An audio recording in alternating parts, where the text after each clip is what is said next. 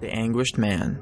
Surrounded by mystery and blood magic, this painting has been a source of strange occurrences for 2 generations of the Robinson family. Decades ago, a woman received the gift of a painting named The Anguished Man. Turns out she was incredibly unhappy with the gift, as she claimed that it brought an evil presence with it. Fearing for her safety, she placed it in her attic for over 25 years. Why didn't she throw it away? Well, I don't know. All those years later, Miss Robinson's grandson took the painting from her attic and hung it on his wall in defiance to her haunting stories. Turns out that wasn't the best move. Not long after he inherited the painting, he and his wife began to claim seeing a dark figure at the corner of the room and heard crying from the painting itself. Once, she even claimed something was stroking her hair. It is said that the artist who painted this painting mixed blood into his paint and killed himself not long after he finished it. The Robinson family was certainly chilled by this, prompting much discussion, and even releasing a YouTube video with an example of what they experienced. Google it, sit back, and see for yourself. Number 9. Sit back and relax. Speaking of sitting, suspended 5 feet in the air, located in a museum in England, is a chair. This is no ordinary chair. By no means should you ever sit in this chair, ever. In 1702, a man by the name of Bubsey was sentenced to death. On death row, he had his final meal served at his favorite pub. When he finished his meal, he uttered, "May sudden death come to anyone who dare sit in my chair." And death did come.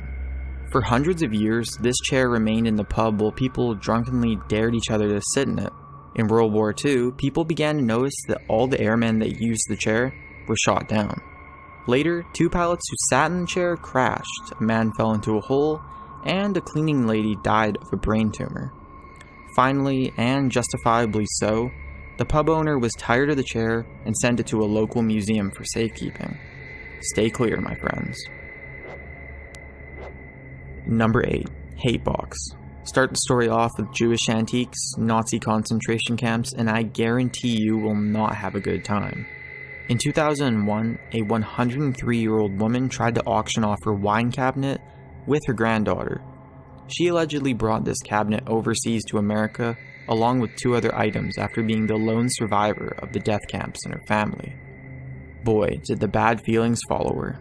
The woman neglected to explain that the cabinet was actually a Dybbuk box, which is a Jewish wine cabinet that is supposed to be haunted by a vicious spirit that will haunt and possess anyone that handles it.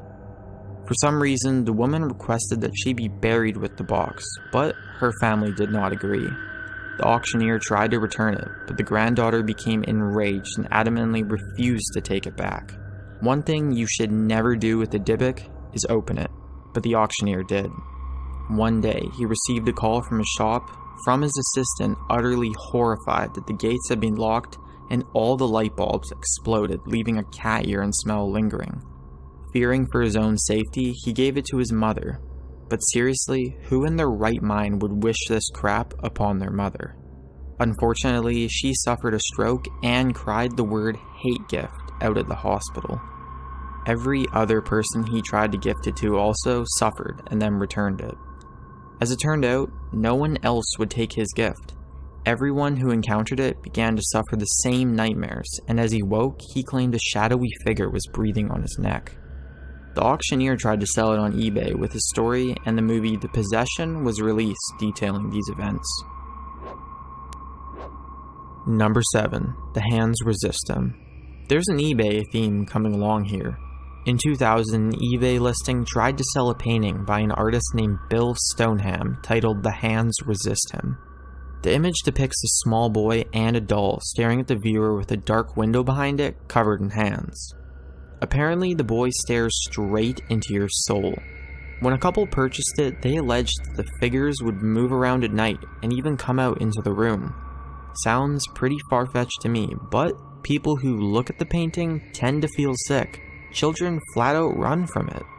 Apparently, they can feel the hands reaching out towards them. The painting even affects inanimate objects and stopped printers from printing a photo of it, while other print jobs work without issue. When the artist Stoneham found out about the notoriety of his work, he realized that 2 of his friends who reviewed the painting did die within a year. How about next time we resist looking at this painting just to be on the safe side? Number 6. Mirror, mirror on the wall. Why people choose to stay at haunted hotels is beyond me. But if you ever feel adventurous and brave, pay a visit to Myrtle's Plantation. Converted into a bed and breakfast, this site houses on an Indian burial ground and is rumored to be the location of murders and creepy events galore. If you look into the mirror long enough, you will find that people are inside. According to the rumors, the spirit of Sarah Woodruff and her children remain trapped inside after being poisoned to death. Don't look into the mirror too long. It's rumored that they are trying to pull someone in to replace them. I guess the description for this place should be bed, breakfast, and banishment. Number 5. The Tallman Bunk Beds. Bunk beds are usually a source of fun for kids, but not this time. When the Tallmans bought one for their children, they placed it in the garage, waiting to eventually place it upstairs in the kids' room. Then, it all started to happen. The children became scared sick, literally. They warned their parents of a witch that would occasionally visit them and change the station of the radio. As a religious family, the Tallmans sought help of a pastor who did his best to cleanse the house of evil spirits. To their dismay, he was not successful. One evening, upon their return, the father heard a raspy voice instruct them to enter the garage. When doing so, he found the room on fire and ran outside to grab the extinguisher. When he returned, the fire was gone. Doing what any responsible parent would do, he burned the thing to the ground. Things have been better since then. Number 4. The Conjure Chest. Back when slaves were still a part of common society, a man named Hosey built a beautiful chest for his owner, Jacob Cooley, in preparation for his son that was still in the womb. Although the chest was marvelous, Cooley beat Hosey so severely that it ended in his death. Bitter over the mistreatment of their comrade, one night many of Hosey's friends snuck the chest into their cabin and covered it with blood and sung a conjuring chant that would haunt the Cooley family for as long as they existed. In a satisfying way to the slaves, Cooley's first infant son, the one that Hosey created the chest for, died as a baby. The second son was stabbed. Now, if I kept listing all the people who were affected by this, I would have to explain how 17 of the Cooley family were killed by the unnatural forces of this curse. One by one, members of the family dropped in a Final Destination style story. The last one to own the chest, Miss Hudson, finally figured out the relationship between the chest and the slew of deaths. She gave it to the Kentucky History Museum, where they have placed a talisman to ward off the curse. I doubt it will be necessary. I think the Cooleys have suffered enough for their ancestors' crimes. Number 3. It Wasn't Me. Robert Eugene Otto owned a doll in 1896. He loved this doll so much he would talk to it all day, every day. His parents did not take much notice of it until servants became concerned of deep voices that allegedly came from the doll that responded to Otto. One time, they even saw the doll move to and from the window from the neighbor's house. As suspicion mounted, chaos ensued. Otto would scream in a room where everything was destroyed, repeatedly blaming his doll for the destruction. Distraught and afraid, they left the doll in the attic. When Robert died, another family moved in, and the young girl who found it immediately knew that the doll wanted to kill her. Smart girl. The family threw it to a museum where it still resides until this day. You must ask for permission to take a photo of it, lest you wish to be haunted. Forget that. Turn the flash off, and turn the camera off also.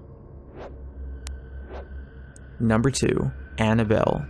In continuing the doll trend, our number 2 is the story of Annabelle. When a woman purchased a Warren play toy from a thrift shop in 1970, her daughter took and kept it with her in her apartment. From then on, a series of strange events began to take place. Though no one touched it, they would often find it in other rooms. Creepier yet, they noticed pieces of paper on the floor with children's handwriting. Concerned, they brought it to a psychic to help them communicate with the presence haunting them. According to the help, the doll was inhabited by the ghost of a young girl named Annabelle who died in the apartment some time ago. Annabelle replied that she was just looking for a friend. The girl and her roommate sadly chose to let Annabelle stay. As time went on, paranormal occurrences became more and more frequent, attacking one of their male friends. On closer inspection by two famous psychic investigators, they realized that Annabelle was in fact a demon lying about its identity. Annabelle is now locked in a glass cabinet with a sign reading, "Warning, positively do not open." Number 1. Iceman. Some things are better left undisturbed. The finale is Ötzi, the Stone Age man frozen in ice. From his discovery in 1991, the spitefully poor luck of the Iceman has preyed upon all those who were related to it. The 53-century-old man's finder, a 67-year-old hiker, returned to the place where he found him and died in a freak blizzard. At his funeral, the leader of the search party to rescue the hiker died an hour later of a heart attack, and that was followed by the researcher who inspected Ötzi. Not learning from this pattern, researchers began to fall victim to Ötzi's curse. A man going to go give a lecture on it died unexpectedly in a car crash. More researchers have died of strange causes after attempting to study the relic. For now, Ötzi remains in a refrigerated room in Belanzo, Italy, where he can continue his rest undisturbed.